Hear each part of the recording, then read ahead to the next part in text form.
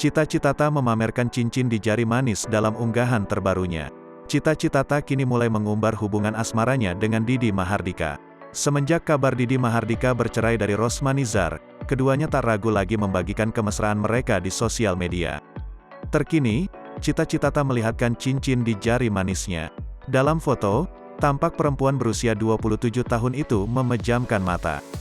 Kedua tangannya berpose seolah memegang bagian kepala. Pada unggahan itu terlihat jelas cincin di jari manis yang dipakai Cita Citata. Sontak, unggahan itu langsung jadi sorotan netizen.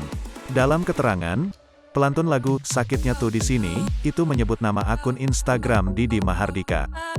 @mahardika_Soekarno, tulis Cita Citata. Kemudian, Didi Mahardika mengunggah ulang postingan Cita Citata tersebut. Bahkan, Didi Mahardika juga menyematkan emoji love di unggahannya. Postingan itu memunculkan dugaan jika mereka berdua sudah tunangan. Sampai saat ini, mereka berdua belum memberikan penjelasan lebih lanjut terkait kabar itu. Sebagai publik figur, Cita Citata memang kerap jadi sorotan publik. Tak heran, jika sosoknya memiliki banyak penggemar. Perempuan asal Bandung ini terbilang cukup aktif membagikan kabar kegiatan sehari-harinya di Instagram.